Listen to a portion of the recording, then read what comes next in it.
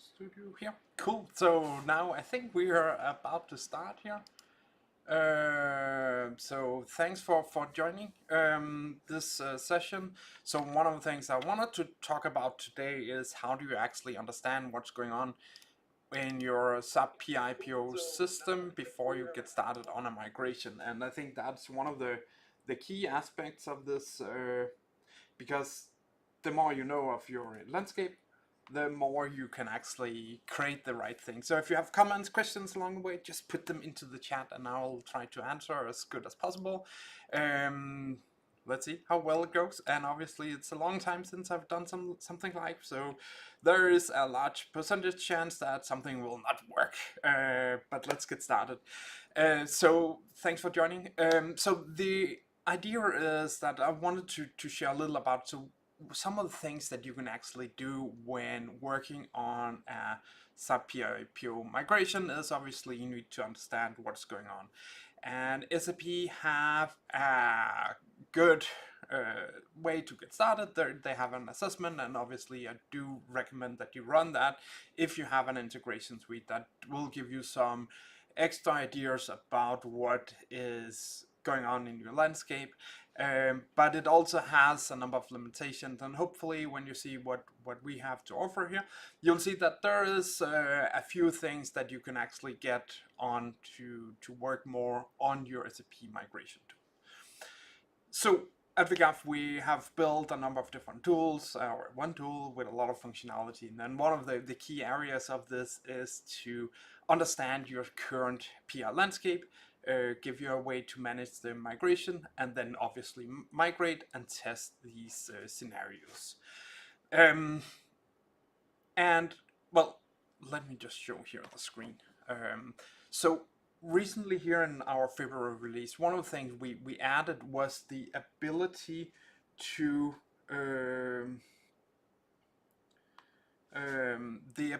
for you to create custom queries on the content that you have. And the reason was that on some of our projects we found that we had a customer that needed that were migrating some scenarios, and we found out that they were using the SFTP adapter, and the SFTP adapter in PI have a way to archive if there's an error. That one was not available in the CPI and that or cloud integration, and that caused some problem, and we need to find out how many scenarios has this. And we could obviously go through the search the, so this specific one we could probably, or we could search the directory and find all the different directory, find all the cycles, but we wanted to create something generic that would pop it into the report. So we created this this tool. For instance here, one of the things I just added was the ability to see, okay, so how many of these scenarios do actually have a fault mapping? So the idea is you create a name for this rule, you then find a description for this, and you can then find a message mapping that has a fault. I think we have something called fault. And here we can then see the content of this. We can also see in the message mappings if we want to look there. And now we can see it found an expression. So this shows all the operation mappings that are using a fault mapping as a part of it. And this makes it easy to create these rules. There's a lot of other ways. You can also create XPath, etc. Once you have created these rules, or you can also use the rules that we have published on our site, you then run them, and then we'll go through your system and label all of the different systems with how many scenarios do you have for these ones. And then it comes up with some systems, and if we just look at the one here with the fault, we can see there's five operation mappings that contains this fault scenario. I hope this makes sense, and you can see, okay, this could be really useful in a lot of different scenarios if you want to create some specific content for some scenario. Okay, so that is part of the data source, and this is something that you, when you're working on the migration, will continuously improve and figure out. So there's a problem with this, how big of a problem is it? And then you will find out, okay, so how do we deal with these scenarios? And then based on that, you will do some scenarios. So yeah, and maybe we'll update this or find a way to update it. My initial idea with this was I wanted to know, okay, so how many customers is actually using SFTP with archiving, and then understand this is something we need to do anything with or not. But that is for a completely different scenario and story. Okay, good. So we'll go to the migration because obviously this is where you want to go and what is the important part of this. So here we have our migration dashboard. This is what you'll be using as a day-to-day operations when you're migrating your scenarios.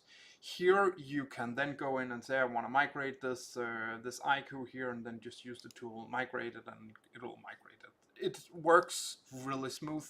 Has a lot of different scenarios for migration. It's yeah, try it out if you're doing migration, and that is one of the things that you should probably be doing as a part of this. Is it is a pilot project. There is some things that you can see easily from the migration report that would be easy to do, but there's a lot of all these other things that you would find out later that is causing a problem, and that is the thing you want to consider more on this specific scale, that you need to go into the message mapping. You need to find out the how many message mappings you have with local functions, etc. All of those different things makes it important for you to do these scenarios.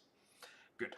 So one of the things we added here is our assessment report, and you can then use this and connect it with how many messages has been processed on this. And I think that's also part of the SAP's migration assessment. It will also give you this numbers as a way to understand what's going on. Since it's the 7th, there's probably we'll use the later data for it.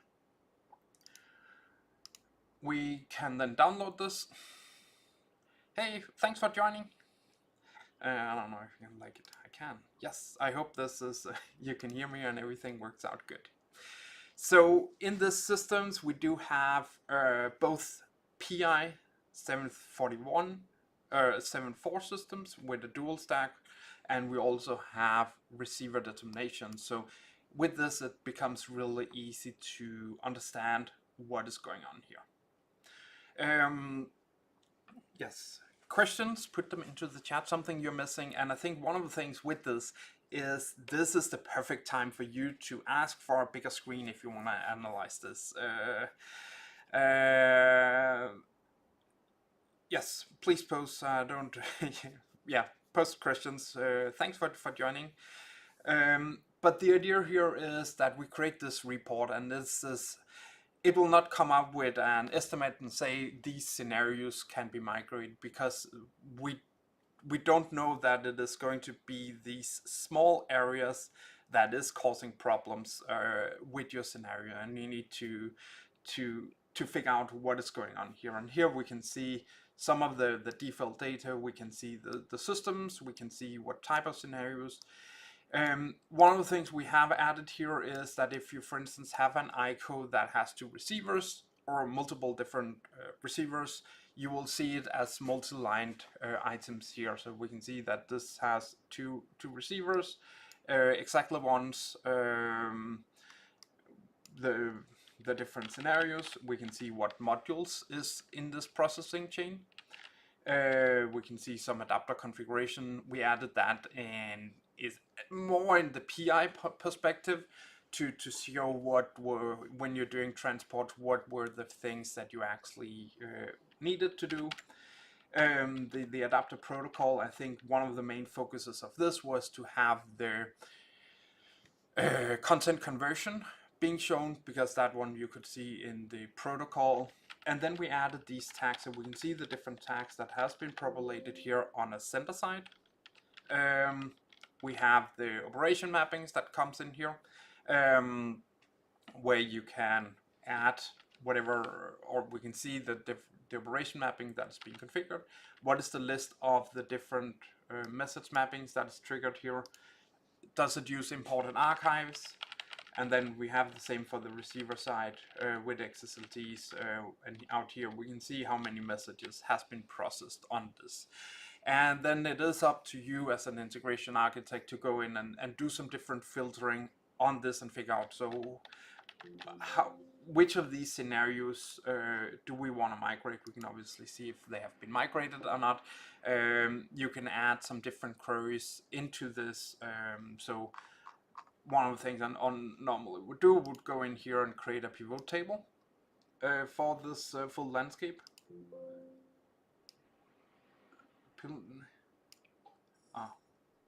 New sheet.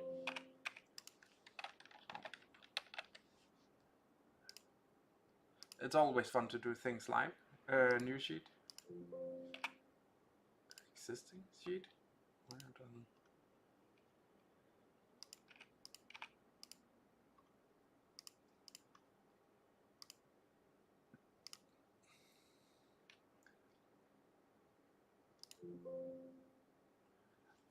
doesn't field name is not valid.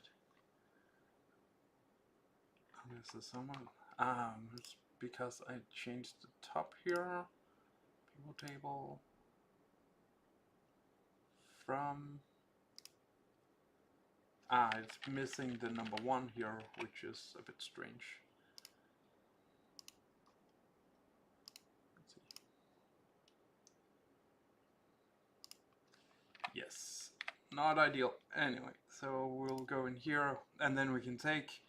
We can obviously look at the send adapter. So the things here, we can see how many systems we connect to, and then we'll just add the ICO object as the count, so we can see it is these systems that we are connecting with. This test IoT has a lot of connections, and that is a part of this process, going through this and figure out what can we actually use this one. Another thing I often like to do is the sender channel. No, not that one. The type and the modules. So here we can see there is message protocols, scenarios, and then add modules to the end. So here we can see what are the different type of scenarios that we have. File CSV, what do we have, what kind of modules is being added to this, and this gives us some idea about the scope. And obviously what we do need to know is, and I think that's the important part, is you need to know how many integrations do you actually have, or how many different type of protocols, because the file, the only time that would really cost you is the first time. You need to figure out, so how do we work with this specific architecture, how do we set up Cloud Connector, how do we set up all of these different things. And that's a part of this this flow where we get more information about the different adapters we're using, protocols, etc. And then from there on, we can then continue improving our score. One of the things I would like to do is, if I go in and I select these, whatever, 160 interfaces, I could go back into the original one and say, okay, if I select based on these, and obviously you can go in and create here a filter and then say, okay, so we select here on the data on the filter.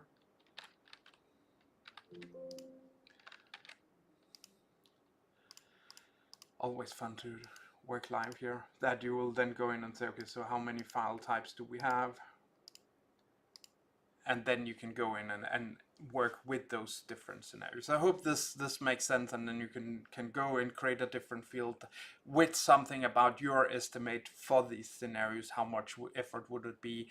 Is this something you want to migrate in this given scope with these different scenarios? But as a rule of thumb, I would say most of these scenarios can be migrated, but obviously, as we had another conversation about EIEO, where does that fit in? And what I would do there is I will go through the different adapters you would have. And then I will say, I'll create a rule for them and say, okay, what are the EIEO rules for the different type of adapters where it makes sense? And then you can go through and say, okay, so how many of these scenarios do we have, and what is the different requirements for this? So that, and then you can say, okay, so we have 13 scenarios with EIEO, and those are the interesting ones there. And obviously this is really it's an iterative project, and you need to, as I see it, you need to schedule some time on migrating the first 50 interfaces, and then from there on you can then improve your scope and understand what is actually possible, why do we do this type of migration, etc. So now I think I have time for some questions. So if you have questions, put them into the chat, and I'll try to answer them. Otherwise, yeah, you can find me in here. And put it into the comments. But my idea is obviously just to give you an idea of what is possible, and to get this started, I normally recommend that you go and install the Figaf migration edition. It comes with this report, and you have access to it for a year, and it is just something that makes the process a lot easier.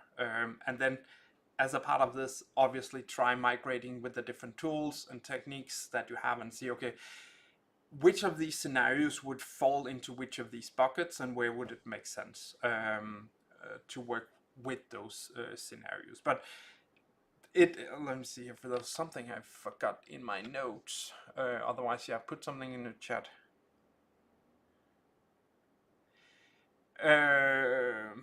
You have scenario complexity. So a lot of times when I talk to people, they have used the SAP's migration tool or assessment, and it comes up with these different need to adjust before migration. And a lot of those things the Figaf tool would do under migration. I did write a full blog about you probably should just migrate it with the Figaf tool instead of adjusting ICOs to remove senders, and then migrate from this strangely scenario into the ICO, because file content conversion, that's handled automatically by the tool.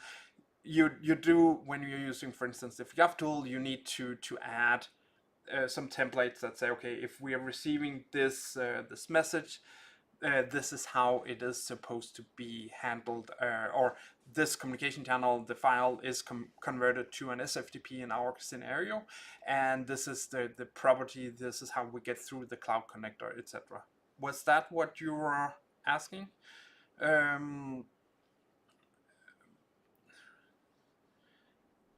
But yeah, so obviously some of these rules could be categorized as a problem. So I think I added something about tagging rules here. So I added something about if you have more than 10 functions that is being used, you have message mappings with imported archive, not really a big problem anymore. We got that fixed. Function libraries using the B2B scenario. So that is obviously a problem if you have something that is using the training partner management scenarios. Those would be things that you would need to cover, and we probably need to add some more cases to this. So you could, so right now it will just look that you're using an import TPM as a part of this function, and that is something that would label this as a little more complicated to work around and figure out how do we deal with this. Other questions? Thanks. And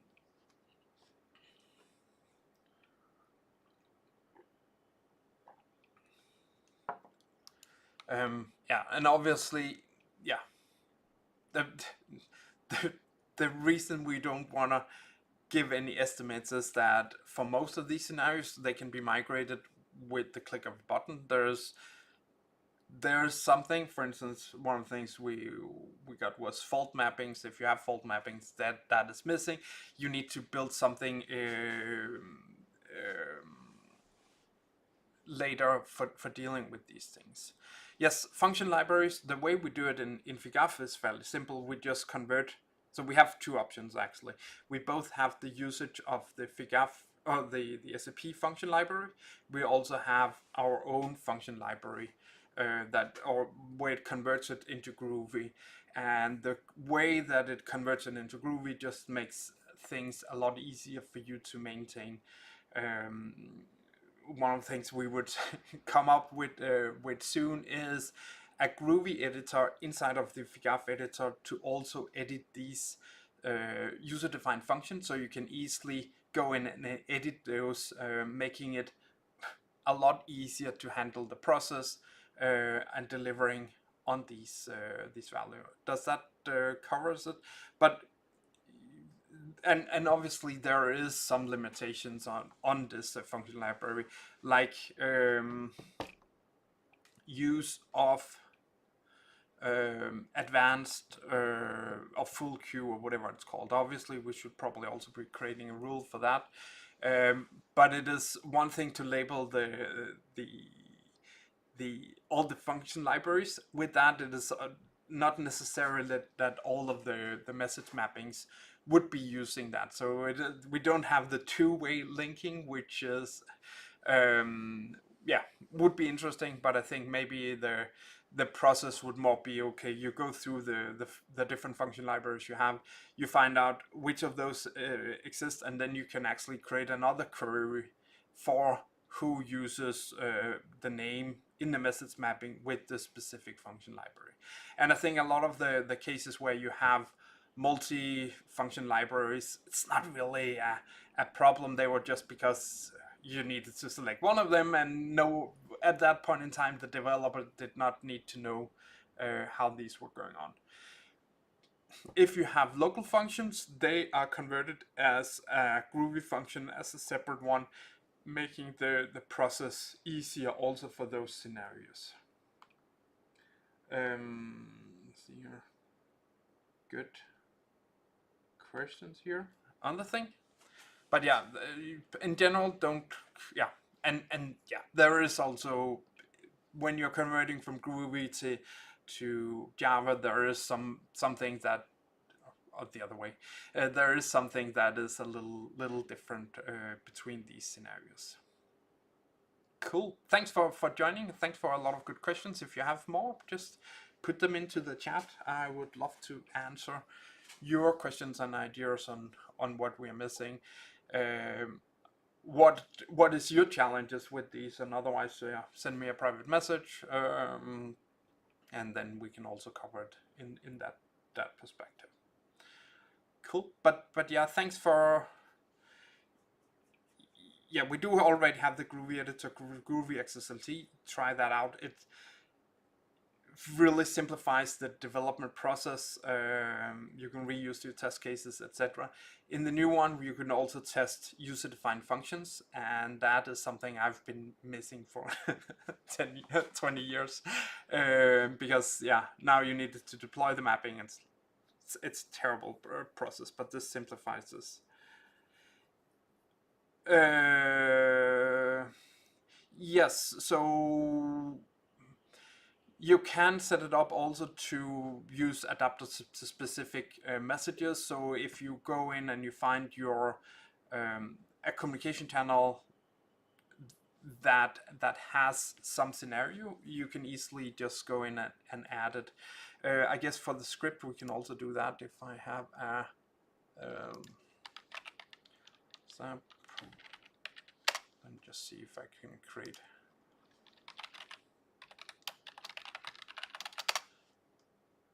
So behold, let me just try to show what that would look like. So how do we add this this scenario? And I need to switch screen. So let's see here. We'll create a file communication channel. You moved it here. Boop, boop, boop. When you're dealing with custom adapter modules in the Figaf tool, you can go in and set up this adapter modules map to this shared Groovy script. The same you can also do with message mappings. We don't really want to, we could probably just migrate them and create a wrap around it, but that would be a pretty bad architecture and make it difficult to manage further down the line. But let's say we go in here. We have a complex file content. So let's just see here, we got a file content converter. We'll duplicate this one. We'll add a script to it. So here we can go in, we can set this adapter specific messages, which one should be used here.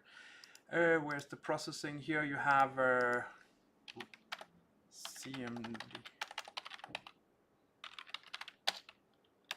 whatever it's called. Let's just say run.bat.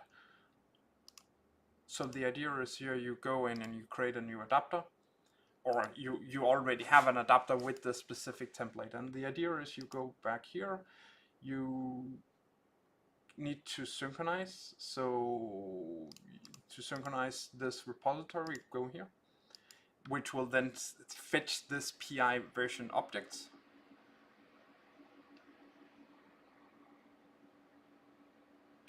What? Okay, yeah. So the adapter modules there, you can manage the. But yeah, in Figaf you just go in and you set it up. So in here under the migration configuration, you can go in and say if we find this adapter module, convert it to this Groovy script, and then all of that will be automatically replaced. Okay, so we go in here to our tagging rule. We will create a new one. So should we call it function file with command? That is on PO. We have it on this agent here, and we will be using this as a communication channel. We can then select the adapter types. We can select the file here, and then we can go in here, we can create a test. We can find this name of the adapter we work. I hope this was somewhat what you're looking for. So we find it here. And the idea is then you'll go and say, okay, so where do we have this run.bat? It is in this, so we just check here if this check where we have a name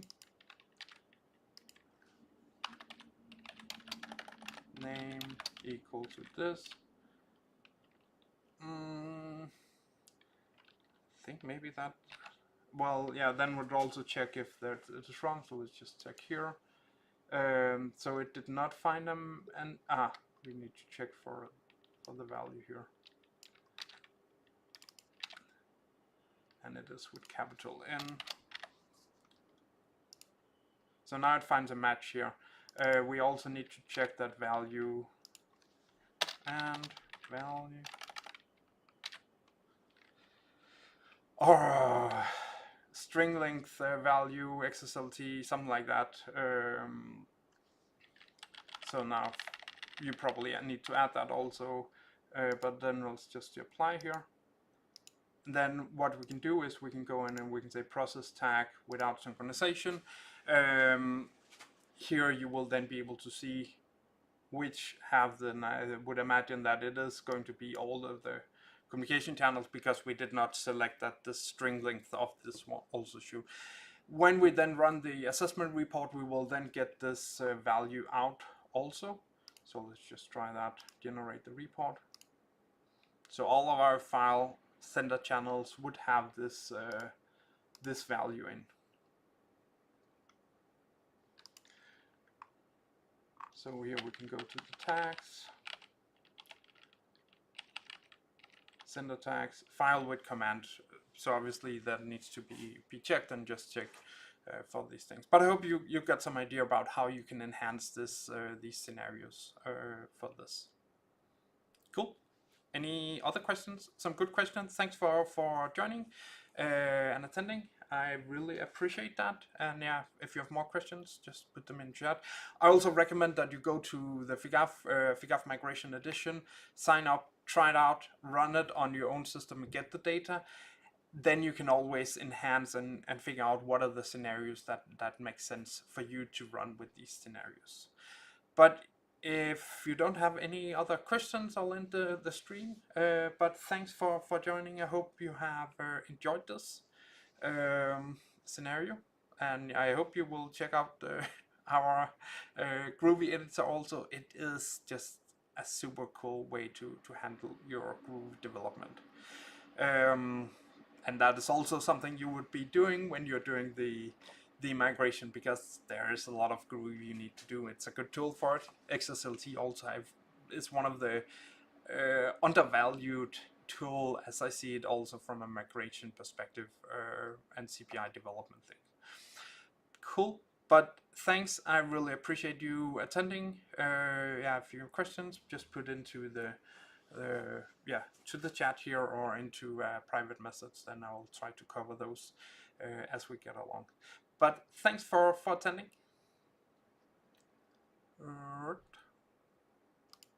Oh, that's not what I wanted to do.